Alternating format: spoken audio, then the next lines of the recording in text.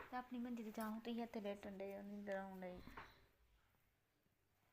ਕੋਈ ਨਹੀਂ ਅੱਛਾ ਝੂਠ ਸਹੀ ਬੋਲਦੇ ਨਹੀਂ ਭਾਈ ਸੱਸ ਕੇ ਫਿਰ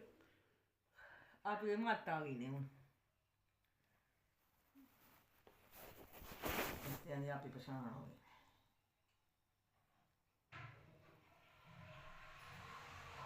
ਦੀਦੀ ਕੁੜੀਆਂ ਨੇ ਬਹਿਣਾ ਇਹ ਜਗ੍ਹਾ ਬਾਹਰ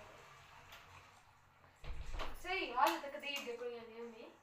ਹਾਂ ਲੰਮੇ ਨੂੰ ਆ ਰਿਹਾ